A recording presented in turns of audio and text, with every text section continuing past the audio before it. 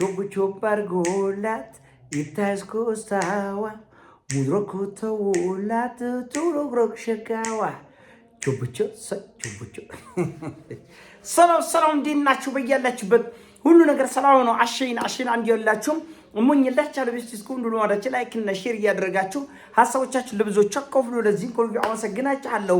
ሐሳቦች ሲሞቻችሁ እንደለመዳችሁት 2000 ላይክ እንድትገጩን በትቱና አጎብዛች አለ ዛሬ ሚዛናችን ይዘላችሁ መጣ ነው። ሶበር ዜና የዓለም አቀፉ የነዳጅ ዋጋ ጭማሪ ነው።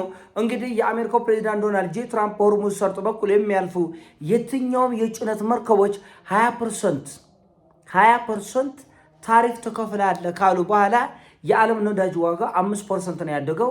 ገና 10-15 እያለ ይጨምራል። አሁን ገና መነሻው ነው እና ቆጠናው ላይ ያለው ጉልቤ በሙሉ እየተወረገረገ ነው ያለ። ቸብቸብ አርጉልኝ ያለ ሳዑዲም ቸብቸብ አርጉልኝ ያለች ነው።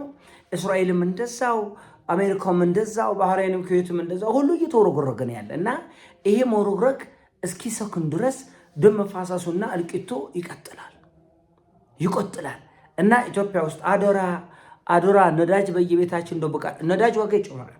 በዓለም አቀፍ ደረጃ ይጨምራል። እጥረትም ይከሰታል። ከፍተኛ ዓለም አቀፍ የሆነ ኢኮኖሚያዊ ቀውስ ይፈጠራል። እንቁጫ ነገር ነው መነግራቸው። አትስጎብጎቡ። ኢትዮጵያ ውስጥ በነገራችን ላይ እኔ ናፍጣ ለመቅዳት ነዳጅ ለመቅዳት በምገባባቸው ብዙ ነዳጅ ማደያዎች ላይ ነዳጅ ቆጂዎቹ ምንድነው የሚሉት? አብዛኛው ሹፌር ምን አለ በጠፋና የድሮ ሰልፍ በተመለሰ አየሩ አሪፍ ነበር እያለ ነው ያለኝ። እና ባገኘሁት መረጃ ብዙ ነጋዴዎች፣ ብዙ ሹፌሮች የነዳጅ እጥረቱ ተከስተው የነበረው አይነት ግርግርም ተፈጥሮ በእጥፍ ዋጋ አገልግሎት ለመስጠት በጣም በከፍተኛ ጉጉት ነው ያላቸው። ይሄ ጥሩ ነገር አይደለም።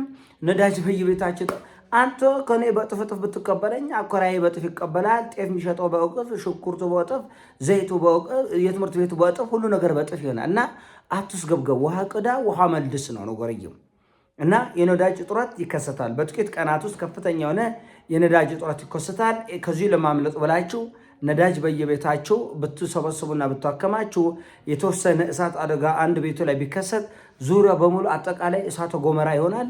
ማናችሁም አትተርፉም እና ጥቂት 10 ሺዎች ለማትረፍ ሲባል በመቶ ሺዎች፣ በሚሊዮኖች፣ በመቶ ሚሊዮኖች ውድመት ይፈጠራልና አትስጎብገቡ። መረጃውን ግን ነግራችኋለሁ። ነዳጅ በከፍተኛ ሁኔታ በመላ ዓለም እጥረት ይከሰታል። የዋጋ ጭማሪም ይኖራል። ምክንያቱም የአሁኑ ጦርነት ቾብ የሚደረግ ሞቅሞቅ እያለ የሚመጣ አደገኛ እልቂት ነው። አሁን ዛሬ የየመን መንግስት በሁቲ ታጣቂዎች ላይ እርምጃ ወስዷል። የሰነአ የአየር ማረፊያ በከፍተኛ ሁኔታ ተደብድቧል። ራሱ የመኖች በየመኖች ይሄ በሳዑዲ በኩል የሚደገፈው ወይም ደግሞ በመላ ዓለም ተቀባይነት ወይም ድጋፍ ያገኘው አጎብዳጁና እግር ላሹ የየመን መንግስት የሁቲ ታጣቂዎችን አየር ማረፊያ ደብድቧል። ይህን ተከትሎ እንግዲህ ይህን ጥቃት ያደረሰብኝ የየመን መንግስት ብቻ አይደለም፣ በዋነኝነት ሳዑዲ ነው ያጠቃችኝ ይላል። ማን ነው የሚለው? ሁቲ። ከዛ የየመን መንግስት ምን ቢል ጥሩ ነው? እረ ለአላህ ብለህ እኔን ያጠቃው ሳዑዲ አይደለች።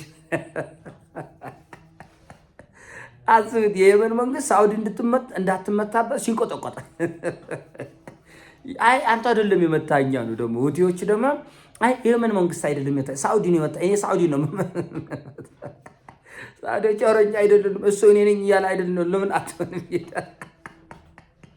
እና አሁን እንዳልኳችሁ የአሁኑ ጦርነት ኢራንን ድቅቅ አርጎ ለመውጣት በአውሮፓኖቹ በአረቦቹ በኩል በደንብ የተደራጀ ስራ እየተሰራ ነው። እና ይሄን የተደራጀ ስራ በምን መልኩ ነው መወጣት የሚችሉት ነው አሁን ጥያቄው። ይሄን የተደራጀ የተቆናጀ ስራ በምን መልኩ ነው? ስለዚህ የመን ሁቲ እንዲገባ አልተፈልግም። ጦርነቱ እየተባባሰ ሲመጣና ኢራን በጣም አደጋ ውስጥ ስትገባ ደግሞ በሂዝቦላ በኩልም በሁቲ በኩልም ያሉ ታጣቂዎች ያለ የሌሉ አቅማቸውን አውጥተው ይጠቀማሉ። አጠቃላይ ቀውስ ለመፍጠር ይሞክራሉ። ስለዚህ አሜሪካኖቹ ሁቲ ይመታል፣ ግን በአሜሪካ በኩል አይደለም።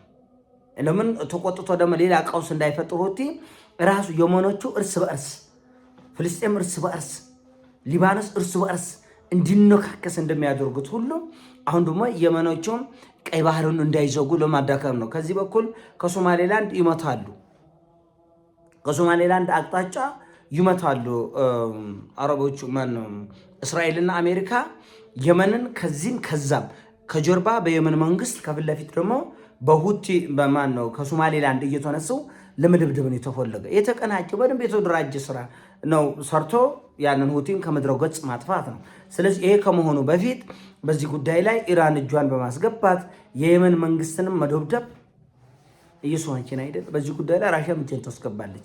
የየመን መንግስትንም መደብደብ፣ ሶማሌላንድን መደብደብ፣ ጅቡቲንም መደብደብ፣ አጠቃላይ ምዞል መቀጥቀጥ ነው ያለው መሳሪያ እስኪያልቁ ድረስ ዝም ብለን መቀጥቀጥ ነው መቀጥቀጥ ነው።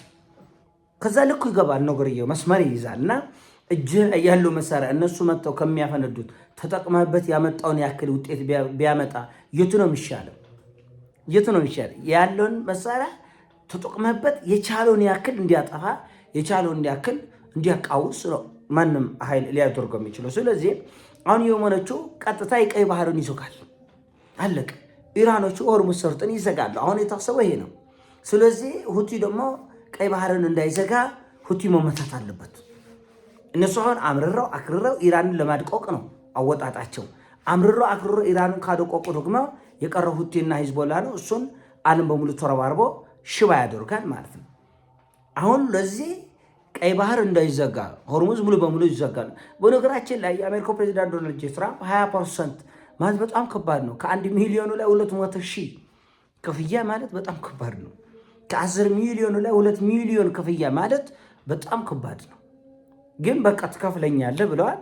ትከፍላለህ። ይህን ተከትሎ አይ በፋራም ይሁን ባራዳ በሐላሉም ይሁን በሐራሙ ለኢራንም ይሁን ለአሜሪካ መክፈላችን አይቆርም።